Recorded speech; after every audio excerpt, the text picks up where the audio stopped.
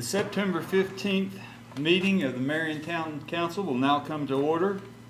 We'll start with the invocation given by our wonderful chief.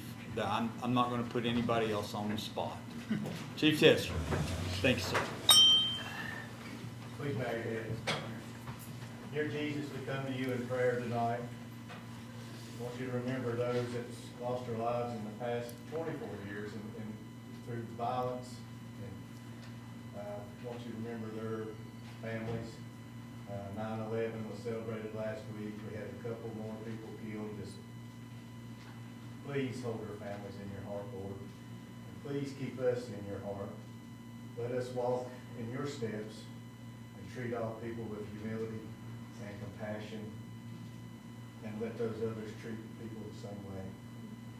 And in Jesus' name we pray. Amen. I pledge allegiance to the flag of the United States of America and to the republic for which it stands, one nation, under God, indivisible, with liberty and justice for all.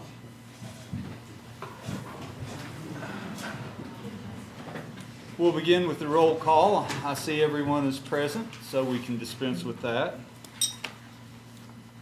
We will move on to the approval of the minutes and the agenda.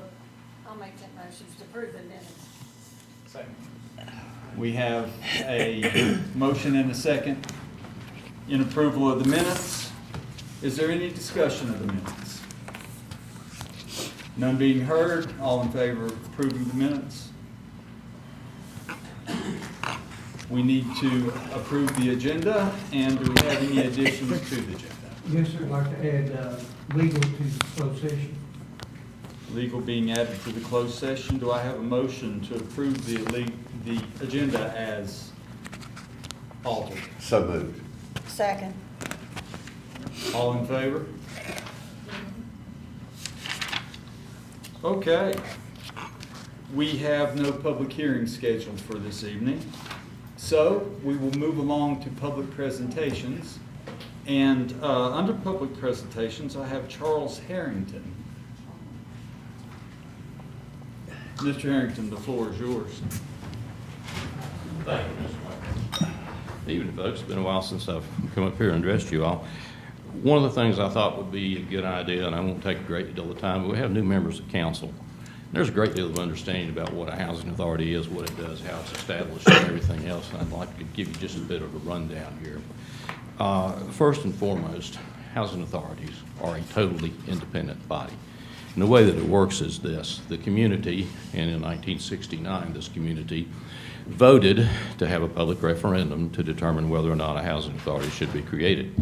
That vote was passed, and so the council then sent the information to the General Assembly, and the General Assembly gave the housing authority the designation of being a political subdivision of the Commonwealth. Well, guess what? That's what the town of Marion is. That's what the county is. That's what all governing bodies in Virginia are. You're a political subdivision of the Commonwealth, which means you have standing as an agency, governmental agency, which they give. A lot of people seem to think we're under the town of Marion. Well, we're not, okay? In fact, there's only one thing that we have with the town in any contractual way, and that's what's known as a pilot. That's a payment in lieu of taxes.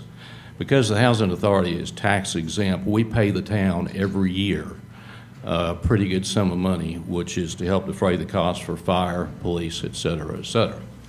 The interesting thing about being a political subdivision is we have all the same powers that the town has. If we were large enough, we could have our own police department, our own fire department, we could have our own public works. We could have anything the town's got, because that's the way the Code of Virginia reads, and that's the power there is, and some of the large housing authorities do have those type things. The only other thing that we run into is that as a result of the legislature and it being a public body, they ask that the city councils, town councils, et cetera, approve the appointment of commissioners, volunteer commissioners, to serve on the board, and this board has always done that. And I will tell you that we now have a vacancy. Mr. Don Cornwell has submitted his resignation, And this evening, we are thrilled to be able to say that Amanda Curran has graciously given an opportunity to step up and fill that slot, and we would ask the council to approve Amanda to take over Don Cornwell's position and put her in as a commissioner of the Housing Authority. I'll make that motion. Thank you. Second. We have a motion and a second to place Amanda Curran in that position. Do we have any discussion? Then we will take that to a vote. All in favor? Thank you. Cindy, I abstain because Amanda is a relative. All right, just a few more things. First off, we was talking about the things that we pay for. You all realize where the town goes around and picks up garbage. We contract that out, so the town is not involved in any garbage pickup with us. That costs us $100,000 a year, by the way. It's not cheap. We also maintain our own properties. We don't have the town mow or do anything along that line, so mowing, snow removal, and all of those things on the 8 properties that we have, here again we pay for, and that's another $100,000 a year. It's all very cheap, as you can imagine. Now, the next thing comes up because people say, well, you're a HUD agency. No, we're not. We are not connected to HUD, okay? We have a contract with HUD. It's known as an annual contributions contract. And what that contract basically says is HUD says, we will provide you with the money to provide housing in these programs. You do have to, however, have to follow our regulations. And they are very specific about that. So when people come to us and say, why can't you do this, why can't you do that, we have to say because the federal government says this is what we have to do to get the money.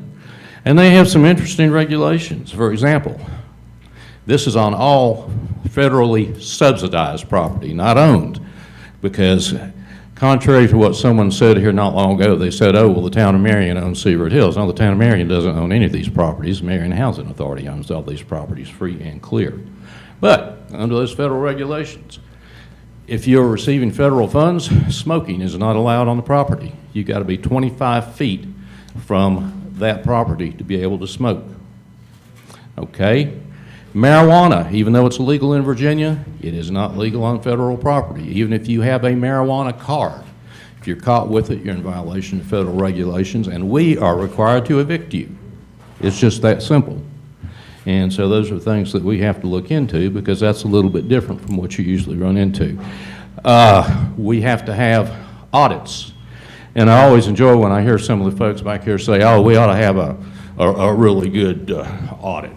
Well, folks, you get a heck of a good audit. You get the same kind of audit that we get. And times have changed. You can't go down the street and get your local CPA to come in and do an audit for the community. If you do an audit for a municipal body, you have to be specifically trained and certified to do that. And guess what? Those auditors are audited. So when you talk about a forensic audit, you've got as close to a forensic audit as you can ever get. And those folks are hard to find, and they are daggone expensive. So if someone called for a forensic audit on top of the audit the town already had, they'd be wasting thousands of dollars of the town's money to be told the same thing that the auditors already told them. One of the questions that I heard somebody say, well, I'd like to know if they're following the rules of Virginia or the federal laws and see if they're doing that. Well, guess what? Those auditors have to certify to that, because if they don't certify to that, the town cannot get any grants from the state or from the federal government. The auditors have to certify the town is in compliance with all of those regulations, and that is a heap of them. So just to give you an example for us, Housing Authority actually started in operation as far as housing. Properties were completed in 1984 and 1986. That's been a long time. I'm in my 44th year as the executive director of the Housing Authority. I was here when the first person moved in. That's been a long time, and I've seen a lot of changes that have occurred. But the biggest thing that I've seen is that the overall control of the regulatory side of the federal governments and the state governments and the other auditors is absolutely amazing. And we've had 10 different audit firms. We have a hard time getting auditors. The last audit firm I got, they're coming out of Washington because you can't find people around here that want to do it. It costs us $20,000 a year, and I know it costs the town a whopping whole lot more than that. And we have to do that every year and have to comply with it right down the line. And I can tell you, this will be our 43rd audit. Where I'm at my 44th year, this will be our 43rd audit. We have yet to have a single finding. And those things go, I mean, it's grueling. From the time we contract with an audit firm until the time it's finished, generally about 3 months. And man, they go through absolutely everything. So there's not any room for anything to happen. We also, every employee is required to get a fair housing certification once a year. So we just finished that last week again. Every single year we take a class on fair housing, and that's something that is required. And if you don't do it, then the government will come around and smack your hand rather hard. In addition to that, the individuals that manage our programs, our public housing and our housing choice voucher that used to be known as Section 8, they have to be certified. And they're checked very carefully on that. So we're pretty heavily regulated not to be involved. But I have people say, well, you work for HUD. No, I don't. Oh, well, then you work for the town. No, I don't. Well, you work for the state. No, I don't. Who do you work for? Housing Authority. Well, who's the Housing Authority? Is it just that? We're a political subdivision of the Commonwealth of Virginia. Some things that have been said about us that are not true that I'd like to clear up. It's been commented several times that if an individual applies for housing, they have a felony, they're automatically turned down. That's not correct. If you have manufactured drugs and manufactured methamphetamine, under federal law, you are not eligible for any housing assistance at all in any way, shape, or form for the rest of your life, period. If we check a record, and we do check criminal records, if we have someone that has been involved in criminal activities such as murder, mass shootings, things of this nature, no, we don't have to house you because you're a threat. But standard felons who have had things like maybe embezzling, this or that and the other, anything that is not of a dangerous nature, they are not automatically turned down. So the word felony does not mean that someone's going to be turned down, but it does mean we're going to take a look. We don't look at credit scores. Somebody said, oh, you got to have a 600 credit score to get housing. No, you don't. We've never looked at a credit score. We do look to see if you paid your rent where you've been and what the circumstances are on that. And we can turn you down if you owe landlords or you owe other housing authorities. In fact, if you owe another housing authority, we're required to turn you down. And we have a nationwide network that checks into that. So we run a pretty tight ship and try to keep it pretty clean. And Kevin, our police chief, who has been here since he was a baby, he can back me up on this comment. You ever known of a major crime that's happened on any housing authority property, Kevin? If there is a crime that occurred, they don't live at that property much longer. So that's the point I'm making. We have the domestics, which you're always going to have. Periodically, there's a little drug dealing that goes on, which happens in any multifamily housing, folks. I don't care if it's in your side or other side, but we ride it hard. And people understand that we don't tolerate it. You get caught, you're out the door. That's just exactly the way that it works. And we try our best to keep things clean. Another thing I've heard is, oh, all people come in from all over the place to get housing. You know, it's not local. That's not true either. 98% of the individuals who take advantage of our program are from the area. Okay? And here's a good one for you. If someone from California comes in and applies for an apartment, and they're ready to get it, and somebody from Marion comes in and applies, guess what? The person from Marion has a preference, and this is allowed. So we have a preference for local people. So when folks come from out of the area, their chances of getting in are pretty slim because our wait list is primarily local people, and they're going to get the first shot. Speaking of our waiting list, in my years, I've never run into anything like this. But if you apply for housing, you got a waiting list of at least 6 months to a year and a half. That's how full we are. And we rarely have any turnover anymore. Unless someone dies or moves, it just doesn't happen. And there's not a thing that we can do about that. But we monitor that very, very closely. But no, this is something that is taken care of locally. We're here to help. We're here to serve the community in the best way that we possibly can, and we do everything that we can for that. A lot of folks don't realize how much we've got. We take care of 497 units between the public housing and the housing choice voucher, and the fact that we own the Terrace Drive apartments for the students out across town. We are constantly working to update our properties, and they've got some age on them. And we get what's known as a capital fund, and the federal government decides how much we're going to get every year. We have nothing to do with that.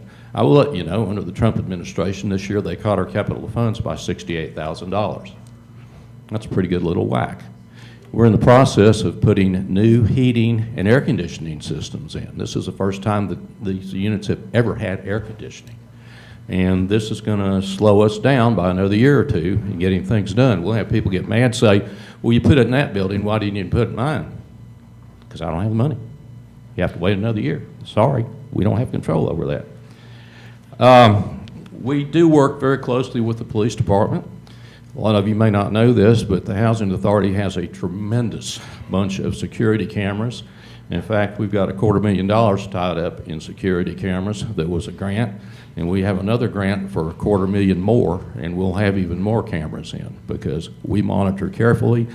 The police can come to us and say, hey, we're looking for a vehicle that may have come through here last night at such and such a time. We can go back, and if it came in, we got it.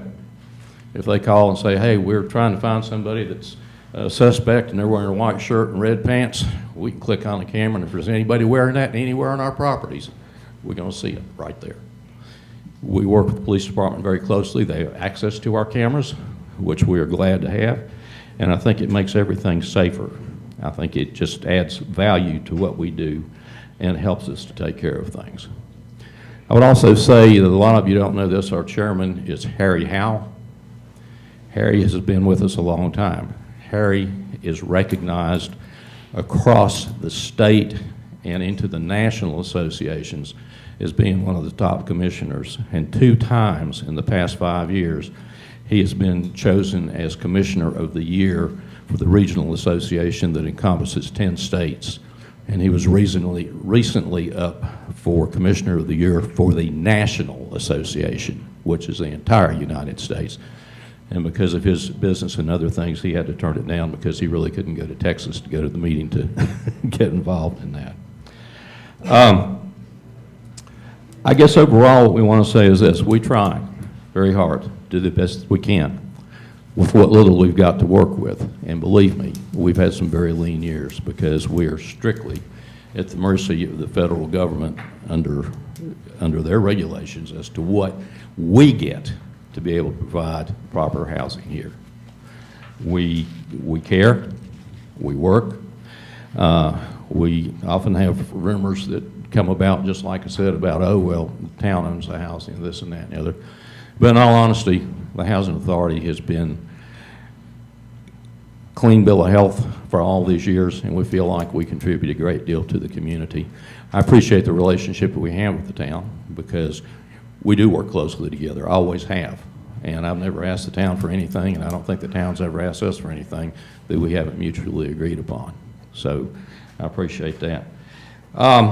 Basically, that's all I have to say tonight. I just thought I'd give you a rundown of where we are, who we are, and what we do. And any of you have any questions? Very informative, John. Thank you very much. Well, thank you. Thank you for the appointment. I'm very excited to have Amanda on board. She has a great deal of knowledge in public administration, administrating large facilities, and she's extremely interested in development, which we are extremely interested in. And we're hoping that she can come in with some great ideas and other things that can help us to try to work on the housing shortage in this community. And folks, it is a national problem. It's not a local problem, and it's not something that can be solved overnight. Housing costs are ridiculous. There's no question about it. Cost of materials is ridiculous, and even finding contractors in this area is virtually impossible. So when we look at these things, we look at them long range and try to figure out what we can do. We've got a really good development idea that I'm not going to share with you tonight, but we're dancing around with, and hope that we can make it work. And As far as the housing authority is concerned, anytime the town needs anything, anytime you all have any questions or desire, you want to come take a look at the properties, look at the operation, come see us. We're happy to have you. Thank you. Thank you. Thank you. Charles, thank you very much. At this time, though it's not on the agenda proper, I believe that Kevin Testerman and maybe even Chief Clare have a presentation that they would like to make. And I'd ask everyone to step into the room if they possibly can.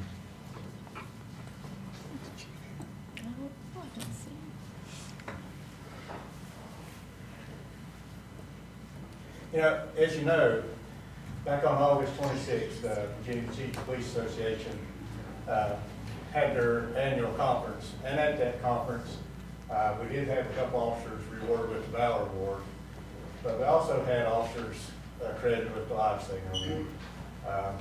Had Officer Pennington for his actions.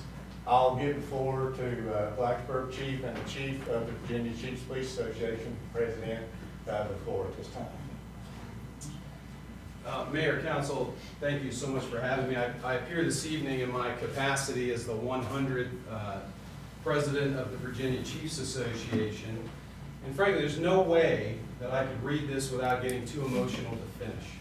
So we all know what this is about, and I'd like to present this award, the 2025 Award for Life Saving, to Senior Patrol Officer Dalton Pennington for his heroic actions on August 9th.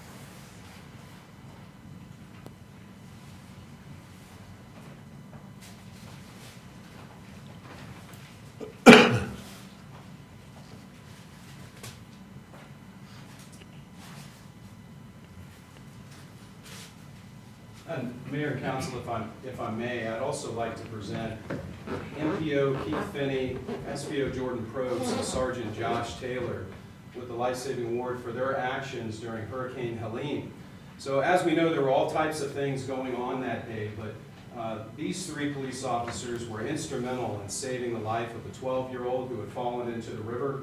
They helped fire and rescue, locate and extract this 12-year-old, and if it weren't for those actions, he may well have drowned. He survived, and I think they deserve serious recognition for the work that they did.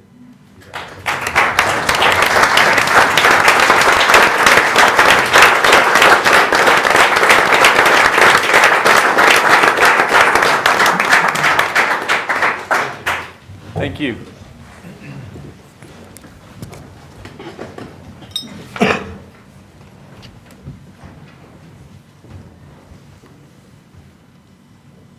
We will continue now with public comment time. And the first person that we have on our list for public comment is Sarah Taylor. Sarah, if you would please approach the podium and give us your name and address.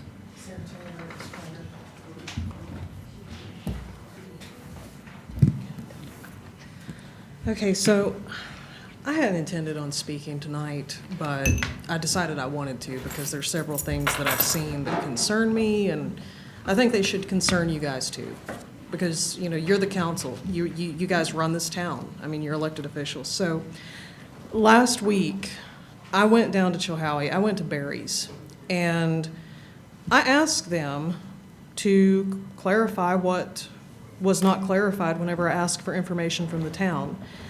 Specifically, that was 5 ticket numbers that I had for the sale of scrap on the Henry Street abatement. What I saw was a very clear image on their computer screen for each ticket that showed the name of the town employee who brought that in, the tag number, the date, the timestamp, everything. what I actually got from Mr. Finnick when he provided the information were these tickets, and they are not legible. The only thing that's legible on this is the ticket number and the amounts. But there was one out of the 5 that I've got in this stack here, and it was for the amount of $3. Okay? This one is a lot more legible than the other ones, and particularly the space up here at the top of the page that has the information on it. And there was also a very clear receipt. This is very legible for the $3.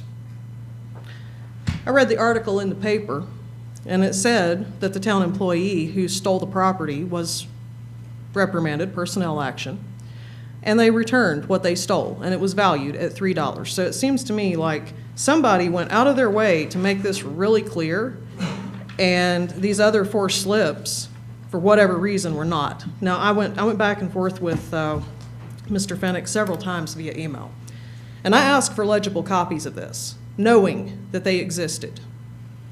They were not provided. So that's one of my concerns.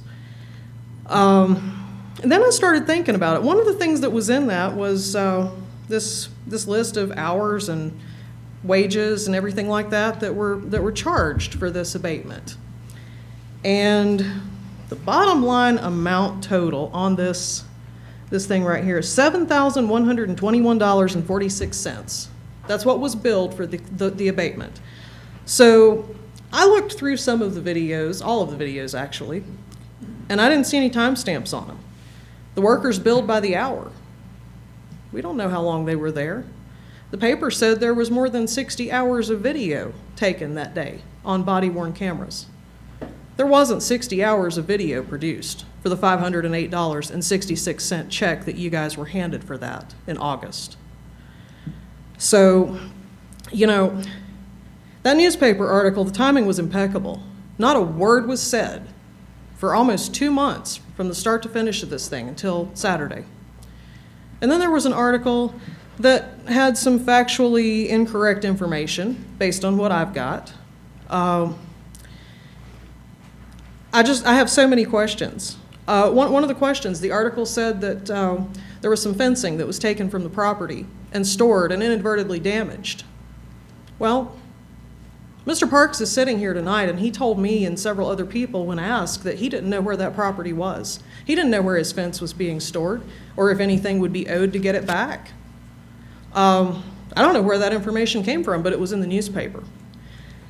And, you know, another thing, I made a request for the email that the Commonwealth Attorney communicated with the town.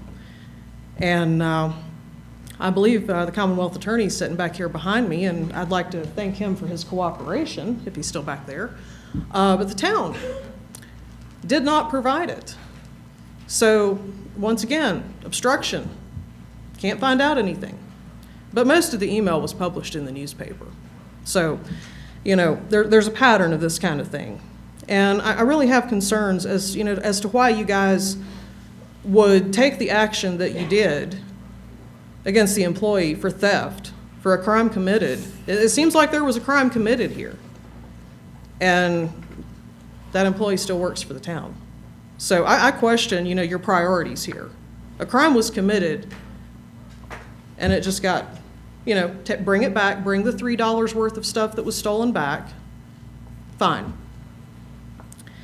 So that being said, I think the council needs to seriously think about replacing Mr. Finnick, because Mr. Finnick has repeatedly obstructed information that some of it falls under FOIA, some of it just falls under plain and simple public information.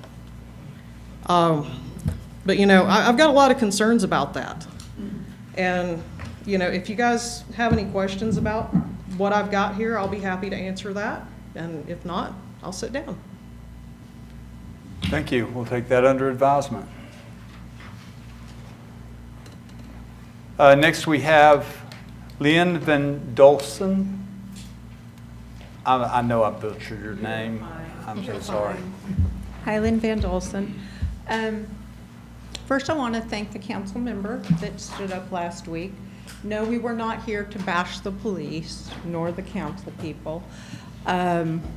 We simply wanted to have dialogue and discussion, and that was the purpose. There was no, as stated, there was no attacking anybody. It was simple adult conversation, and that's what we were trying to accomplish. What can we do? What can we do to help the police? There have been so many things dropped in our lap on this issue with the drug use. From that I had discussed with a council member that we had received a lot of information on dealers in the housing authority. We had proof. We had text from the dealer. There's prostitution going on. They're shooting up in the hallways there, let alone that the police said, no, we're not showing up there. People lined up to discuss this with their, what is she? I think her name's Tina, I've forgotten. But anyways, so nothing ever was accomplished with that. The people are frustrated, as we are too, and how can we resolve our situation? And there were a lot of good suggestions, and if there's any way that we could help to resolve our methamphetamine use here in our community, the homeless issue, we would like to help. Yeah, I mean, there can be a simple phone call made. It can be resolved within a week. I mean, it can keep going up, and I don't know if that's what we're going to have to do. But any way that we could help, anything, I mean, we've got a lot of our people in the community, especially our single seniors, which, you know, that are afraid. But I would like to say a special thank you to Officer Brown, who parks outside of our home, who checks in.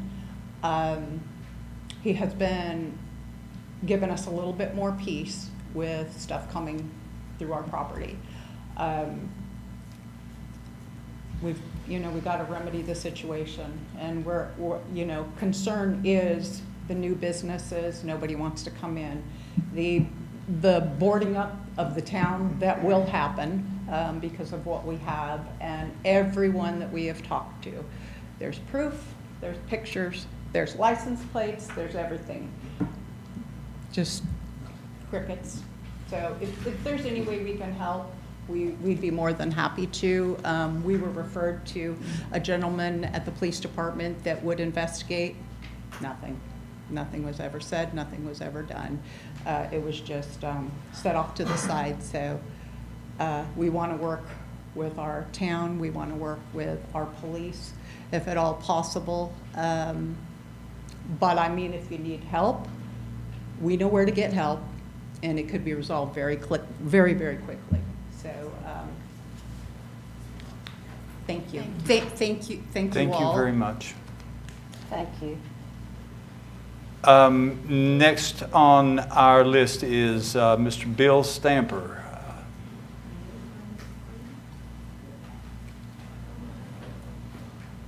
Bill Stamper, 659 Spruce.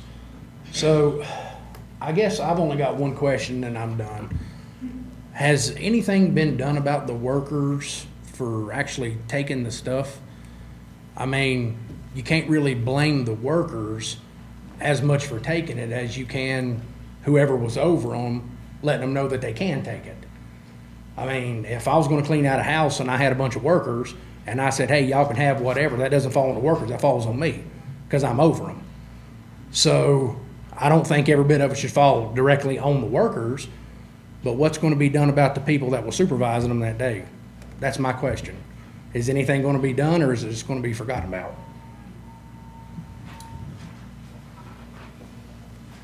Thank you. We'll take that under advisement. Next, I have Sandy Bryant.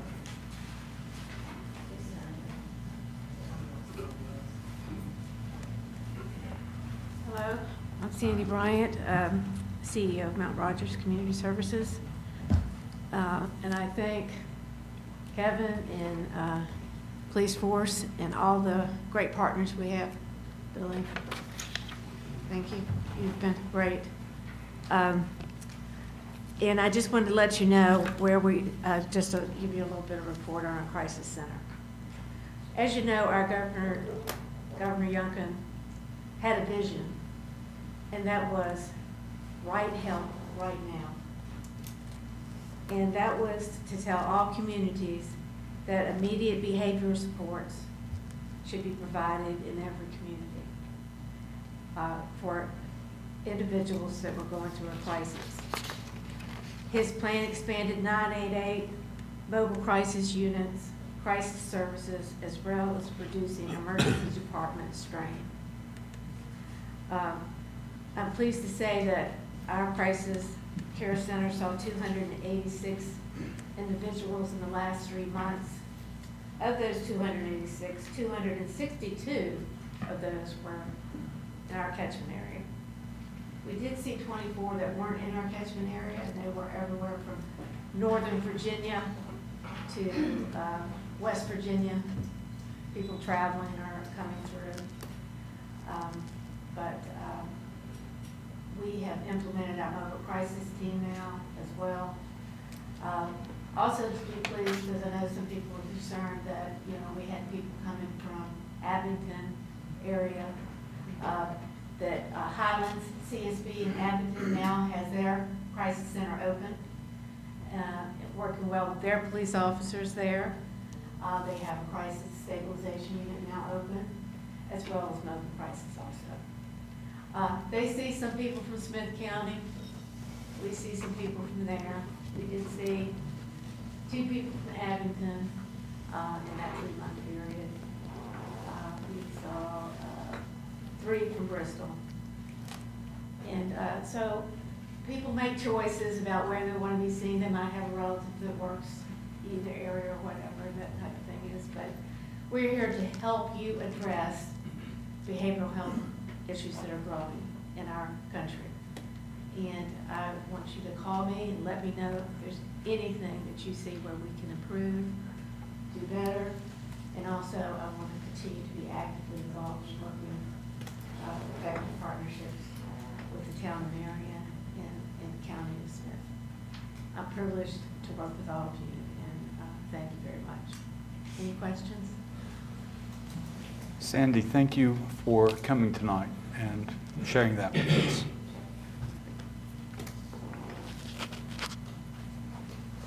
And the last person that we have on the list for public comment is April Keesling.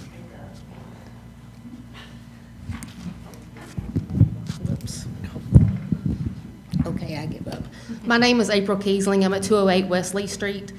I'm here tonight because of the homeless situation we have on Jones Street. I know everybody's aware of it, but I have found out that under the authority granted under 48.1 of the Code of Virginia, you guys need 5 signatures of Town of Marion residents who are willing to complain to the Circuit Court of Smith County and appear before the county. I give you 2. Me and my husband will be glad to represent our neighborhood and what's going on.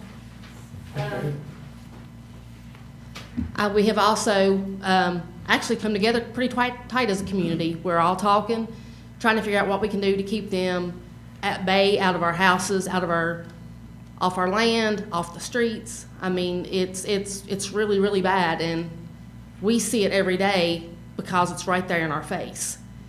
I did find also in our ordinances that we have some things that we may be able to use to help with this.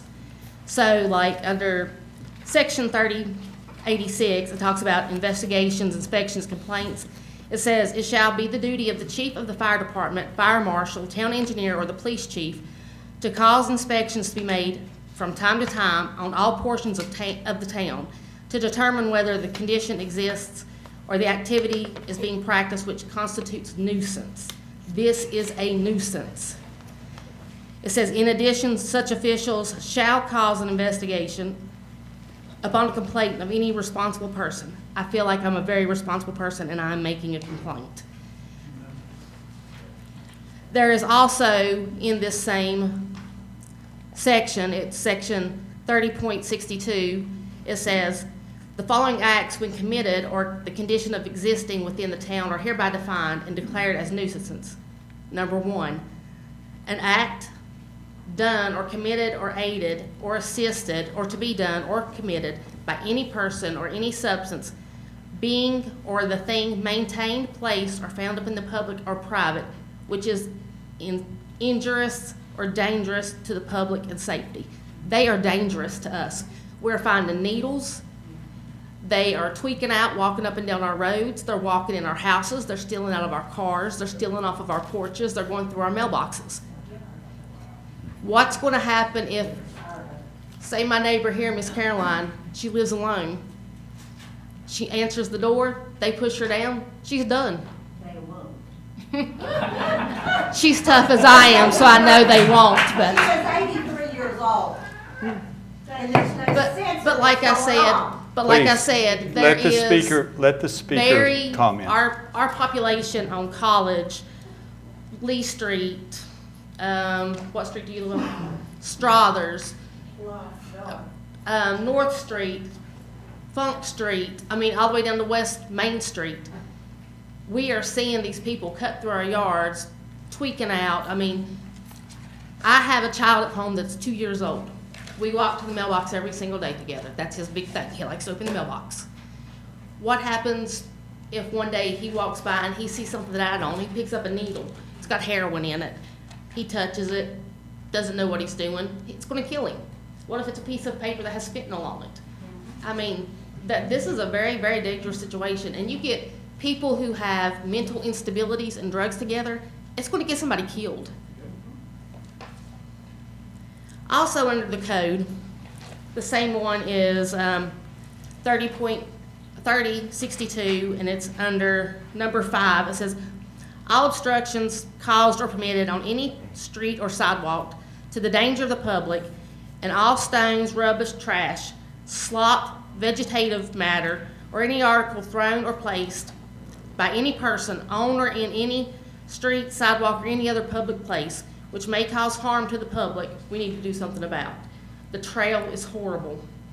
We are watching them defecate in the creek. They're bathing in the creek. They're doing their laundry in the creek. They're burning all their rubbish. It blows our way every single day. I mean, the trail is unsafe. It's very unsafe, and it used to be a wonderful place to walk. I walked my dogs. I used to take my granddaughter down there. There's no way. There's no way. We've pulled into the shelter down there and actually seen 2 men pretty much going at it. So I won't go there until something else is done. Let's see. Your time is going to be limited in just a few That's fine. moments. I think that's all I have. Conclude. But I'm going to give you all these that I found so you all can see if there's anything that can be done, because I do believe that maybe this may be a link to help get them out of here. Thank you. Thank you.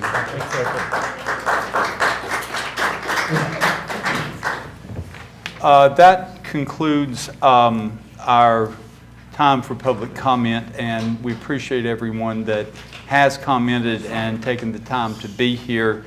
I do want to mention that I have personally been in touch with Chief Testerman about these matters, and I've spoken with the PD, and they are in fact doing investigations. They are patrolling. They are making arrests. They are doing what they can do, and the town of Marion is going through the just and legal process to take care of this problem. It's not as fast as people would want, but it is what we have to do to make sure that everyone's treated equally.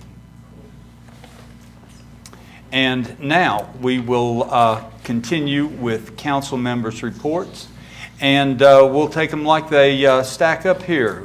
First, Vice Mayor Gates. No report, Your Honor. Thank you, sir. Council Member Spencer. I think Ms. Kiesling has already kind of given my report from the meeting the other night. Thank you for your words, and to the community for coming out and continuing to speak about this. We are working, we do have some plans in progress as we all talked about and hashed out, and we're still working on some more things. However, I would, on a different subject, or kind of the same subject, like to have Todd, if I can, I guess I'm making a request for Todd to help with our loitering ordinance. We do not have one, and that's something we need to get in place to help with some of these issues. So I would like to make a motion. Are you requesting this to go to ordinance committee? No, I'm requesting this for Todd to start on an ordinance. It doesn't need to go to a committee yet. I'll second that. I am not sure if that's a proper method, but I bow to the desire of council on this and defer to Mr. Finnick. It can be, a draft can be prepared, and then that draft can go to the ordinance committee for the ordinance committee to review and determine whether or not to ask for a public hearing on that proposed ordinance. I don't think It doesn't have to go to the committee first. ordinance committee's not gonna write it, so they do need a draft to know what they're looking at before they can. So it should just be a motion for Todd to draft a loitering ordinance. Yes. To present to the ordinance committee. Once we get the draft, we can go through the proper channels. Okay? If that's the proper way for us to proceed. Does that meet your motion, Yes, Ms. Spencer? absolutely. Yes. Okay, we have a motion and a second. All in favor? Okay. Wonderful. Anything else, Councilmember Spencer? No, sorry. No. Okay. Thank you for your report. Councilmember Jennings? No report. No report. Thank you. Councilman Atwell? So as a follow-up to our sanitation committee meeting last week, we had a motion from Mr. May to review possibly changing the pickup, or let me rephrase, change the wording of when the garbage cans need to be placed out and brought back. And upon conversation, we determined that it's committee's referral that we change that wording, that the garbage cans can be set out the morning prior to pickup and they need to be placed back before dark the day after pickup. Okay. Does that satisfy Yeah. your? Great. So we are going to make that referral to council. And also, before we proceed with that, it's also a recommendation of the committee for all of the council members to review this ordinance all over again and see if there's absolutely anything that anybody sees that needs to be changed, because this is going to require another public hearing to change just this one aspect. So if there's anything else that we need to revise during this time, we need to bring that up and do it all in one hearing. I think that's good advice, and I hope that all council members will take that advice to heed. And we will look for the change in that ordinance in writing.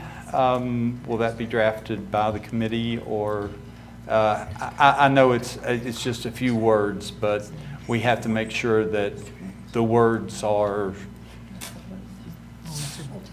So with that question, I could make a motion that Todd revise and draft that revision for this one instance. And I would also like to request that everybody gets a new paper copy of this ordinance to review. The complete ordinance. The complete ordinance. Okay. That way we can all read it over again and see if there's anything that we want to change. It's a rather lengthy motion, but I think we get your intent. Cindy will take care Well, of the motion that. is just for the draft. Okay. It was just a request for the ordinance. I think we can make that all happen. I'll second that motion. Motion and second. Any discussion further? Well, let me get this straight. You're talking about picking it up, putting it out the morning of the pickup? No. The day before. The day before. The day before? Yeah, that people can have the ability to set it out anytime the day before pickup day, And then if it's a receptacle, bring it back in when? the day after before dark, So you're talking 3 days. virtually, yeah. 3 days, the day before, the day of, and then the day after. It's 3 days. Yeah. You don't Yeah, mind the that- trash can being set out by the side of the road. But- Sounds a little lengthy to me, I mean. But I do believe that the majority of the citizens, and we'll ask for the citizens' help in this matter, is that they do this as quickly as possible and keep the cans off the streets, clean the property. I think that the community can help in this regard. And just because it says 3 days, that will allow people that need assistance, family members that may be under different time constraints. That'll give them the latitude that they need. However, I think most citizens want to keep the streets clean, want to keep the garbage cans off the street, and we'll ask for the citizens to aid us in this and not just stand on the statute. What's to keep 3 days from becoming 4? Well, that was our Enforcement. question too. And what's to keep 4 from becoming 5? That's my argument. We had Well- a very lengthy meeting and had many citizens here that, I don't think you're ever gonna have a perfect situation. You're not, so that's what I'm saying, you You know. gotta have something in order. We put consideration into drafting this original. I don't see the problem. Well, we do have a motion on the floor and a second, and this is the discussion of that. Is there other council members that wish to comment on this? well, I kind of agree with what Mr. Carter said. It's going to be hard to please everybody. There'll be something wrong with everything. But because of the 2-hour meeting that we had the other day and listening to the complaints, we felt like we would try this and see if it could work for the community. I noticed at Oak Island the other day, we were down there already, that their trash is out, it's picked up, it's not sitting around for hours. Well, this- Must be picked up. I think the sign there, we had to put it out that morning by a certain time, and I didn't see any rubbish anywhere. Should have come to the meeting then. I was in Oak Island, Roger. Okay. On vacation. It doesn't matter where you were. The meeting was conducted. It was conducted well. We have a motion. We have a second. And if council is ready, we can take this to a vote. All in favor of the motion? All opposed to the motion? Motion carries. And also, as a follow-up to the same meeting, we did have some concerns that were brought up regarding our animal control. And I would like to ask that council does take into consideration to review how we're currently doing our animal control and possibly humor the idea of maybe re-implementing an animal control officer for the town if we seem fit. Well, we can certainly consider that through the proper committee. And council, please be mindful of that and be thinking what you would like as well. What would be the proper committee for that to go to? I would think ordinance committee. Our personnel. Everybody, personnel, Yeah. finance, Everybody weighs in on that. Yeah. finance personnel. Well, Why don't we start with personnel? let's take it to the personnel committee then, and maybe they can work in cooperation, communicate with the ordinance committee. Sure. Oh, if, sure. If we can do that, we can make that happen. Motion and second. I believe we have a motion and second on that, correct? Cindy? Did- I'll second. oh. Have a motion and second. Further discussion? It's a real problem in the community. I don't know if one person can take care of all the issues that we heard, but, yeah. Well, I'll be interested to see where our personnel committee goes with this and what that enforcement officer would need to look like to fit into our current structure. If there's any further discussion, we'll take it to a vote. All in favor? And I believe we have a unanimous. Were there any, was it unanimous? I can't see everybody from where I am. Okay, great. Okay, anything else, Councilman Atwell?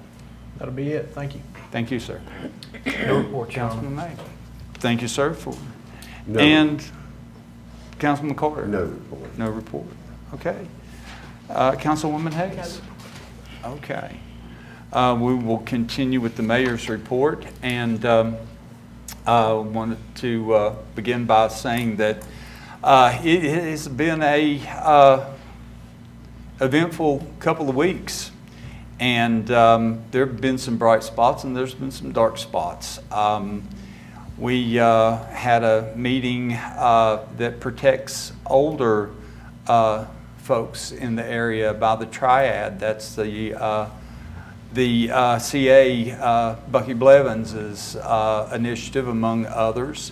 And if you are interested in that, you can look into it. The Town and Country Dinner was great. It happened, and I want to say the Marion Senior High football team is looking better and better. We were on the scoreboard. We weren't victorious, but I mean, I see that team coming together. So, and that's what it's all about. And games are well attended.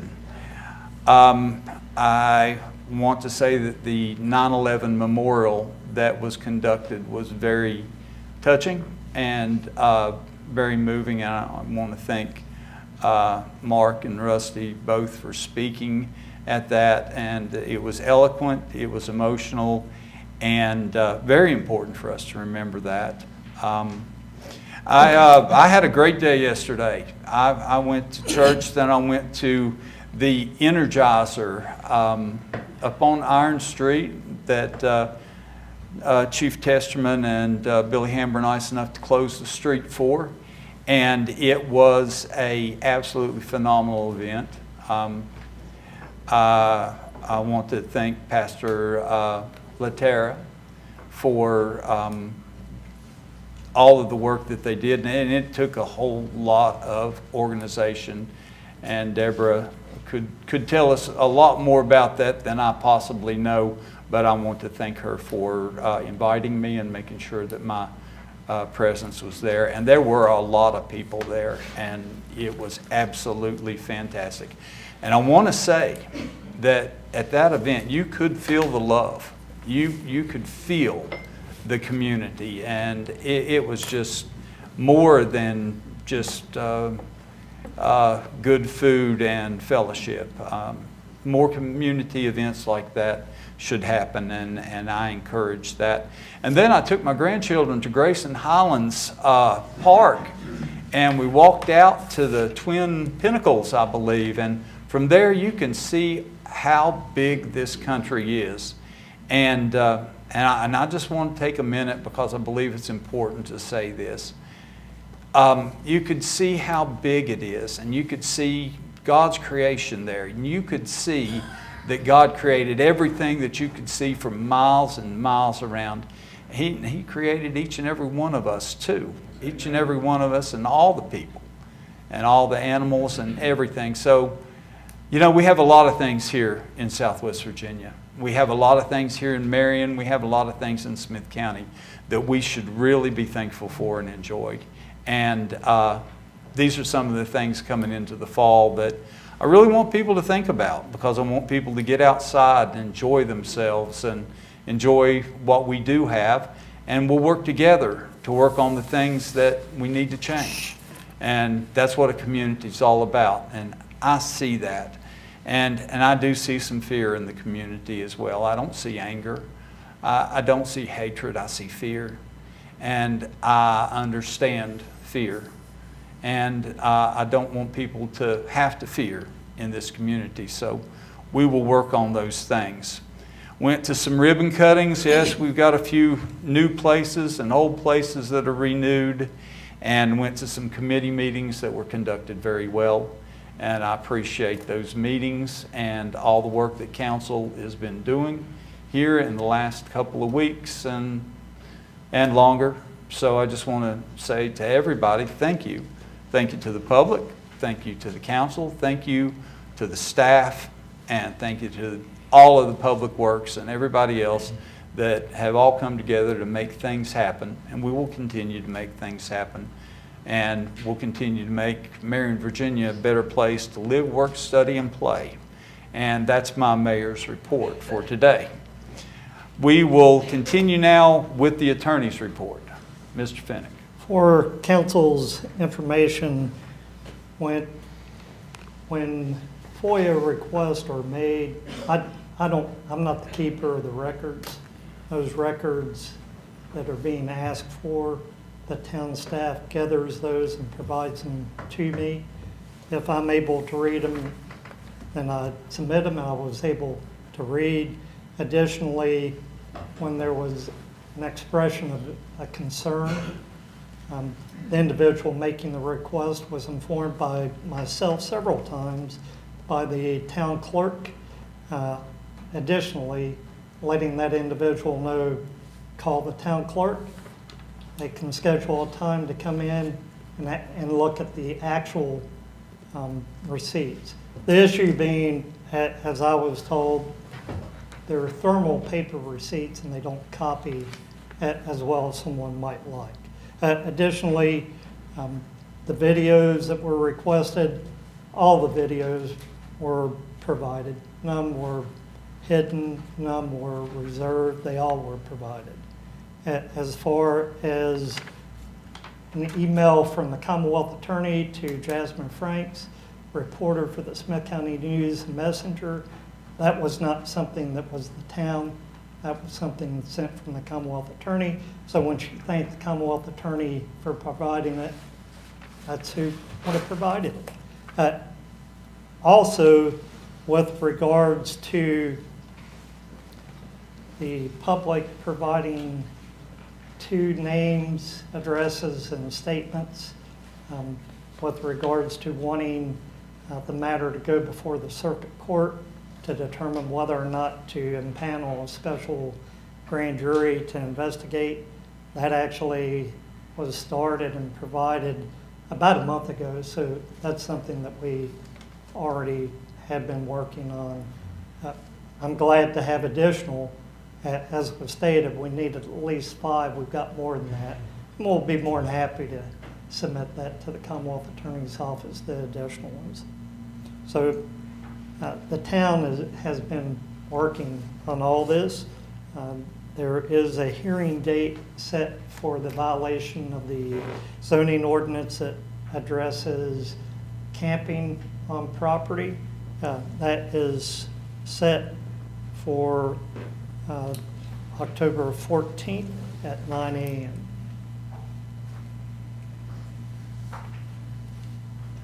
That's all. Nothing else? Thank you. Thank you, Mr. Finnick. Let us continue now with staff reports and Cindy Stanley. Yes, just the accounts for consideration, please. Okay, everyone's looked over the accounts that have been on your iPads. Are there, first of all, we need a motion to set the accounts. I'll make that motion that we pay the accounts. I'll second. We have a motion second. So now are there any questions about any of the accounts that you've seen?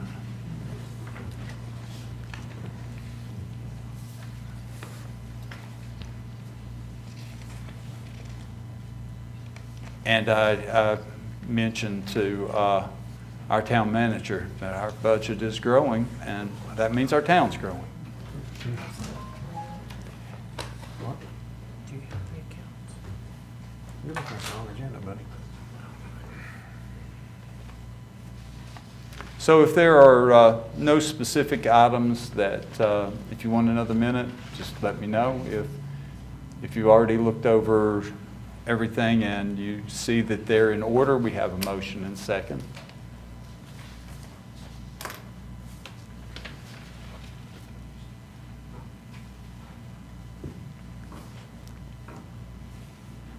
So hearing no questions about accounts. I have one. Okay. Number 9, Cindy, the Visa, is that the equipment you were talking about that was purchased?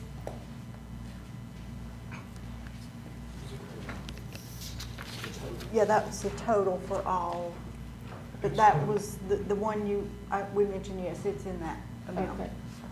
And that is further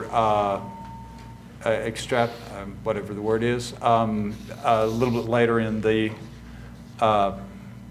budget list. Is that correct? Very top. Very top. Item number 9. Ask them for the item number 9. Yeah, that was for all the. I was looking at the Visa billing cycle that's in our You should have report. Summary. Yeah. Visa billing Yeah. cycle. Yes. That breaks it down a little further. Right. But number 9 is all the cards combined. And we always have that. Yes, ma'am. Right, yeah, so those totals are contained in another place. If there are any other questions, we'll put it to a vote. All in favor of paying the bills? And we have a unanimous vote on that. We will, is there anything else, Ms. That's Stanley? all, thank you. Thank you, ma'am. Next, we have Chief Testerman. This past week, we had the police committee meeting where a lot of good information came out.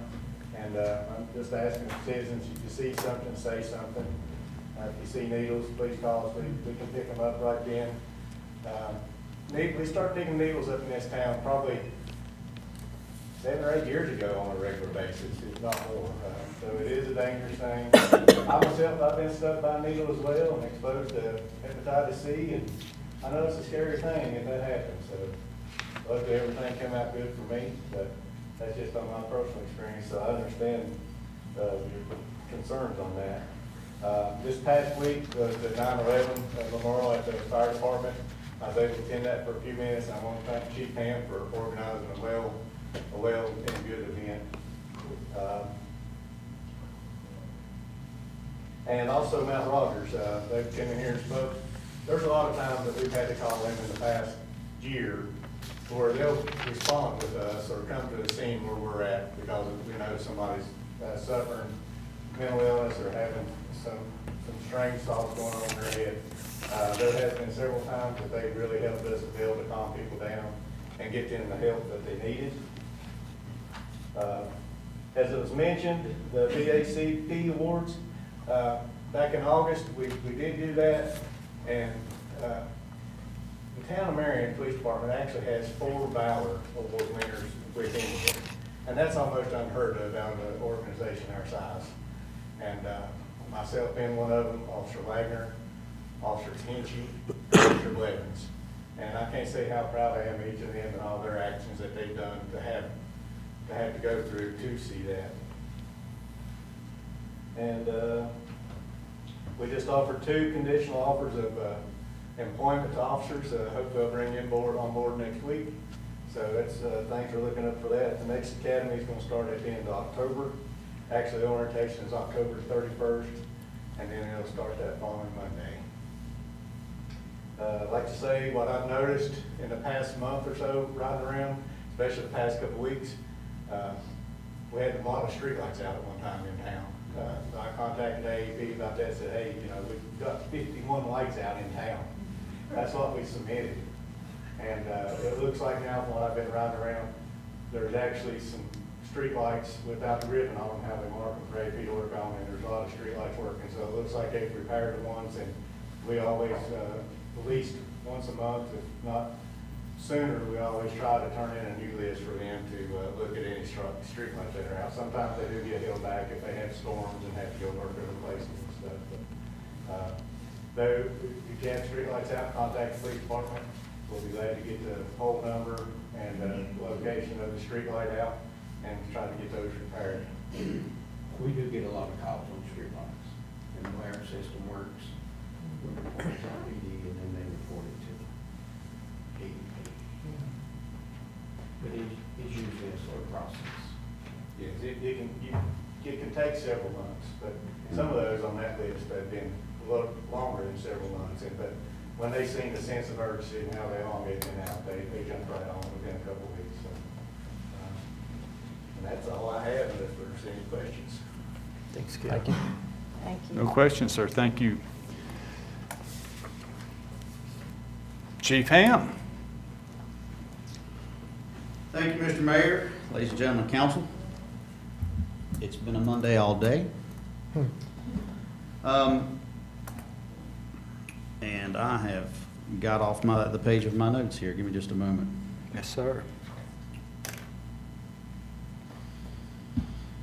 Let's talk about some staff updates. Deputy Chief Kiesling and firefighter paramedic Ashby attended the Wise Regional Fire School this past weekend over in Wise County. And they took some train-the-trainer, some drafting, and some incident command structure classes over there. They said they was over 300 men and women there in that regional school. And that's a school that Wise County puts on, and they've put it on for many, many years, and they offer a lot of good courses over there. So, moving on to events, I would like to personally thank those of you who were able to make it out to the 9/11 ceremony. It was probably one of the better attended programs for 9/11 that we've had in several years. Next year being the 25th anniversary of the September 11th attacks, we certainly hope we're going to try to have a bit more robust program. So if you guys would keep that in mind moving forward for next year. We're getting into the busy time of the year for us as far as events go. Fall of the year, October is Fire Prevention Month. We've got a lot of things coming up. We got a smoke detector blitz planned. I don't have the specifics on that yet, but once I get that, I'll bring it before council. The downtown, the chili cook-off coming up, Halloween Madness. And we're going to be assisting with Emory and Henry is partnering with the Boy Scouts of America, and they're going to have not exactly what the terminology is. I'm going to call it a badge day, where we're going to go out and, along with our partners at Marion Police Department, we're going to go out and do a safety badge, a emergency preparedness badge, and I think a fire safety badge. So we're going to be out there most of the day doing that. That actually is happening the same day as Halloween Madness, so you're going to get to see me dressed up for Halloween this year because I'll be out at the college. But I've been invited tentatively. I've not got the 100% yet, but I'm sure you know Walmart's been going through a revamp up there, and I think they've got a grand opening on September the 19th, and I've been invited to speak at their grand opening, which I'm excited about. And I would also remind council and also the community just to remember that we're about a week away from the anniversary of Hurricane Helene. It was an event that deeply impacted this area and our emergency services. You saw an example of that here tonight with those officers. So just remember that there's still people that's suffering the impacts from Hurricane Helene, and our recovery process is still ongoing. And it takes many, many years to recover from such an event. So that's really all that I have for you tonight. Unless you have any additional questions for me, I'll be glad to answer them. You're doing a great job. Thank you. I will say, you may have noticed on your agenda that I had a equipment purchase that I was going to bring before council tonight. Yeah. I'm still working on the logistics of that and not prepared for that yet tonight, but that will be coming forthwith. So thank you all very, very much. Thank you, sir. Charlie Harrington and Rusty the same night? And Ken Heath to follow him up. And this is a rarity here. I've been here 30 years and I've never come to you guys without an answer. And I've got a tough one here. We had a call, actually Todd had a call from Comcast. We do our government PEG channel, go home, our PEG channel on TV3, which is just a billboard of things that go on here in the town. And when we started, it was really important to us. It was a way to communicate with the citizens. And the subscribership for cable was pretty high 30 years ago. Over the time the years have spent, more people have shifted over to social media. And we get a PEG fund based on the number of viewers on the cable system. And that has gone down consistently over the years. Now it's like $180 a month is what they give us to put back for that. And $180 a month is not anything to sneeze about, but at the same time, it's we have spent all the money we can on upgrades on some equipment and things that we can use it to legally tie it in with the PEG channel, and we have some money in that account. What I come to you tonight with is the equipment they have down there is shot, it's dead. And they have been talking to other communities that just like everything else has aged out, technology has aged out, And those communities have said that they're not getting a value out of the PEG channel. And so they just said, we'll just take the equipment out and we're done with it. I don't want to make that call. I don't know how many folks rely on TV3 as an important means of communication. I don't know how many people I have. So I called and talked with folks at Comcast, and they didn't have that number. They did have confirmed the fact that that number went down from several $100s a month back when we started to $189 now. It's staff time. It's not onerous on us.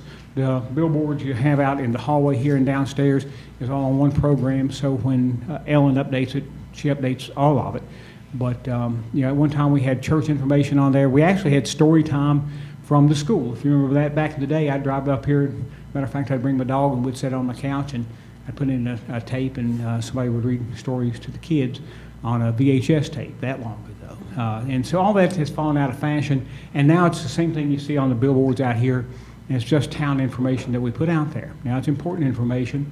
My question is, I don't know how many people get that off social media that can't get it off TV3, or how many people just rely on TV3. And I don't have a good answer. I hope you do, Avery. I hope you're not going to the bathroom. I hope you have a good answer. Yeah, I might need to go, but we'll wait for the break. Yes, sir. Okay, everybody within the sound of my voice, except on the internet, if you're familiar with what Mr. Heath's talking about, TV3 and the information channel, and you watch it and you get information off of it, raise your hand.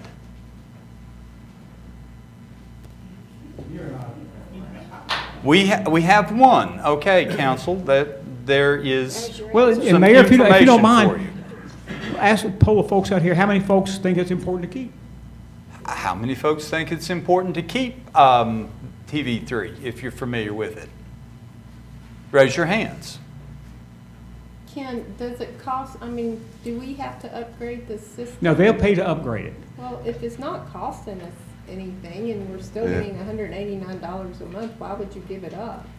Well, just, it's kind of like having button shoes or horse buggy whips. Nobody uses them. And I don't mind.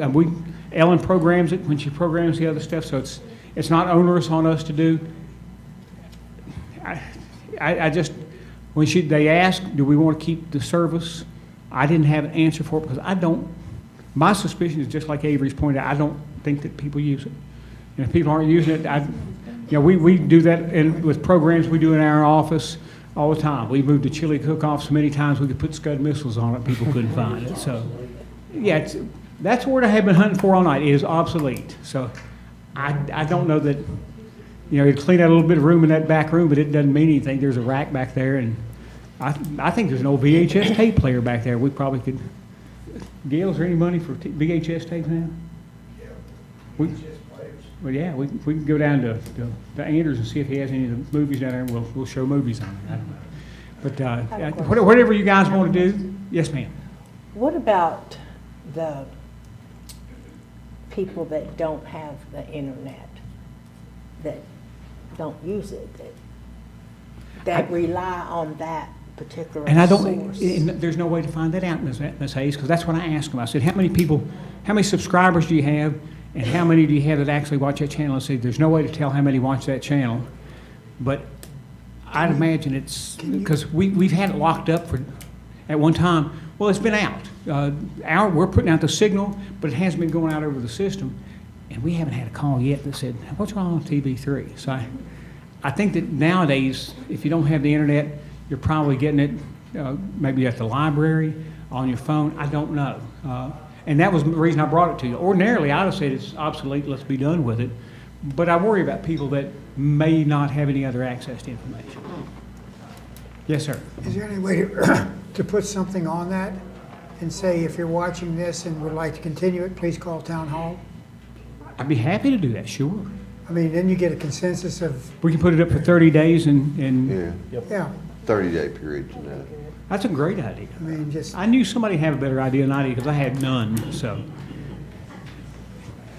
If you guys like to do that, don't need to be a motion or anything, I'll put it up for 30 days. And let's leave it up to the end of October.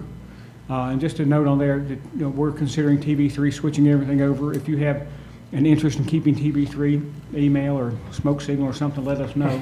and I'll bring you back a report and let you know what I hear. That's good. And if we get enough people that depend on it, I'll be happy to continue it. It doesn't bother me at all either way. I just don't want the cable company putting money into it. I would like to think that if they saved a little bit of money, they'd share that on with their customers. Oh, yeah, chili cook-off coming up. Make sure, we got the last cruise in of the year is this Saturday, so please come down. Also, it's the class of 1980s class reunion, so my old people are back. So Cruise, I mean, the chili cook-off is. the chili cook-off is the second Saturday in October, and everything's lined up on that. We need chili teams. We need chili teams. We've had several people ask and get applications. We're also doing food vendors. We've got several food vendors coming. And we also, the Chamber of Commerce is working with us on their craft area down on Broad Street. So, and community booths. If you want to come and set up a community booth, Charlie was there last year. Where's Charlie back here? Charlie come up and set up a booth last year. So if you want to have a community group and you want to set up a booth, we'd love to have you. We'd love to have Main Street full. We bring in 3,000 or 4,000 people for that, so it's going to be good. And we're going to need all the heat we can get because it's supposed to be like 35 that night. So, yeah, it's chilly for the chili. Scarecrow Lane is October 15th to the 25th, and we're getting applications for that. And then Halloween Madness is the Saturday before Halloween. I told somebody Saturday before Thanksgiving today. All my holidays run together. Can't move. So then after that, we'll get into Christmas and Thanksgiving and the fun stuff too. Fun stuff. There you go. But I'll put that on TV3. We'll see what we get back, and I'll come back in October at the last council meeting in October, give you guys a report. Thank you all. Sounds good. Thank you, Ken. Todd Long, Zoning and Property Maintenance. Thank you, Mr. Mayor, members of council. I did just want to give you an update on the updating of the references to town code, the old 15.1s, the old other statutes that's been repealed and updated. I have completed going through updating the references. Now, when Mark has time, we'll start looking at the actual verbiage in the state code to see if it still matches the verbiage in the town code. This will require several public hearings, as you all know. We've not really discussed if I think the consensus between me and Mark is doing one section at a time. Correct, Mark? Yes. So one section at a time, because it is a lot. It's 264 pages, I believe. But all in, I might have 3 weeks in that on and off, working when I wasn't working on other things, just researching what the 15.1s has gone to. So I'm complete on that. Mark has discussed the October 14th date for the camping ordinance. He's already talked about that. I do need to remind you, though, that, and I think it's kind of fell off the radar, that we are going to have a vacancy of the Board of Zoning Appeals. If you can think of anything, I know that Hunter was thinking about someone. I don't know if he's reached out to them or not to see if they was interested. I've reached out to someone. They've responded back that they are not interested. And so I do need to remind you of that because there's a deadline there, and Mark knows when that is. But Who's leaving, Todd? Michael Zump. Michael Zump doesn't want to sit on it anymore. So, let you know that next, starting tomorrow, I'll be in a VASO conference in Northern Virginia to discuss all the new legislative updates and various other topics from across the state. See how other zoning administrators, what's going on in their neck of the woods and how they're handling it, and also the legal side of that. So I'll be out. The rest of the week, I'm always available, but email, phone, text, if anybody needs anything. I do want to clarify some of the motions because I was sitting in the back and really couldn't hear. So you want me to look into a loitering ordinance to present to the ordinance committee, correct? Yeah, that's correct. The second one is update the sanitation ordinance and to revise the time to set your trash out as to reflect the daylight hours the day before, and bring your trash cans back in if it's a receptacle before dark the day after your pickup. Is that correct? Correct. Okay, I just want to make sure I was understanding that right. Also, the police department, if anybody tries to call the police department, they are having trouble with their phones. I think when Ken's equipment died, it died up there too, so I don't know. But I have been on the phone with Comcast for 3 days now. It's escalated all the way up to the engineers. The engineers can't give me any estimate time of when they can get someone out here. I've reiterated it's our police department, so I guess the next step, if somebody really needs something, is probably call dispatch, and they will dispatch our guys. And before I leave this microphone, they might be back up. I can't give you any report because nothing's really been told to me about that. And there are 2 numbers for the police department. Is it? So both of those numbers goes through Comcast because it's voice over IP system now. And I know when they were troubleshooting it last week, they couldn't get any responses from our modems. I was on site. The modems has got lights on it. It showed like it's transferring data, but they can't ping it. So I don't know what the issue is there on that. They're supposed to send some of their technicians out to troubleshoot further. Other than that, that's all I got, unless you got any questions. Thank you very much. Thank you. Before we move on with the town manager's report, I do want to mention that Sean Utt and Kendra Hayden are in the room, and I don't know if they have anything that they want to say to this body, except maybe a little later in the evening. And I just wanted to recognize you. Thank you for being here, and we appreciate you. And we'll move on with the town manager's report. Billy Ham. Okay. Had a little change from last month. We have finished the South Main Sewer Project. Phase 9 through 12, that's Cumberland Heights water line. They've finished installing the lines. All they've got left to do down there is a little cleanup and pulling out. Phase 9 through 12 water, East Main, they continue to work on the tie overs. They was doing that last meeting, so really no real update. They're still working on it. We continue to work out here out front on the landscaping. So look, we've got a little wall built this week, so they're working on that as time permits. Cleaning of the raw water intake at the water treatment plant. From the hurricane, it needs debris removed from the intake, which is a lot bigger project than what it sounds. We've been, almost a year getting all the permits in line, and there's only certain times in the year that they will permit us to get in the water. So that's been worked out, and we hope to get that cleaned out around the second week of October. So unless the water gets up too bad by then. But it has taken a long time to get all the permits to be able to do that. In your packet, I put in a flyer and probably copied a email from, I think I put that in your packet.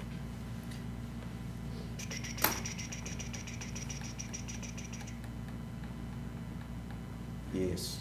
Email, it went from Sean up to Ken to me, and then Sean replied back to it. But in your packet, there is a flyer where Governor Youngkin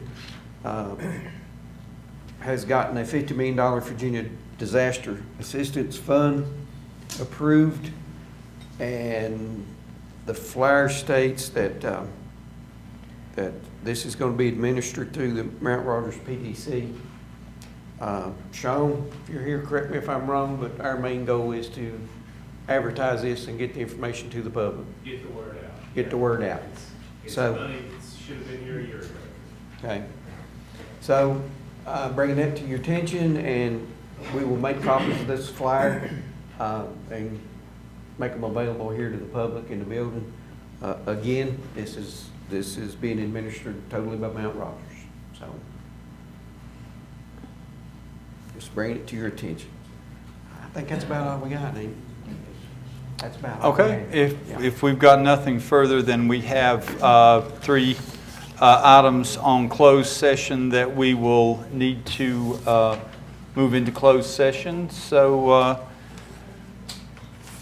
Councilwoman Jennings, do you want to take us into closed session? Sure. Make the motion that we go into closed session to discuss 3 issues. Real estate as allowed under State Code 2.23711A3. Personnel issue as allowed under State Code 2.23711A1. And a legal issue as allowed under State Code 2.23711A7. Second. Motion and second to go into closed session. All in favor? We will be in closed session. We'll take a 5-minute recess.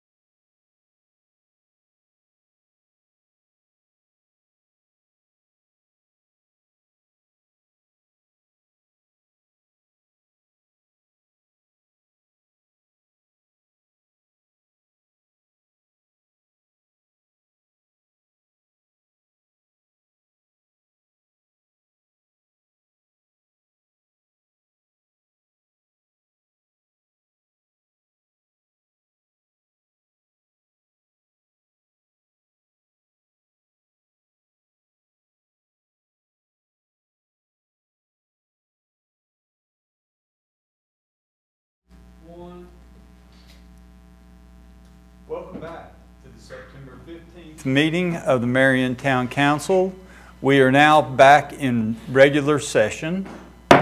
We need to move out of closed session. I make a motion, we go back into open session and declare we only discuss the three required issues, and that is allowed under State Code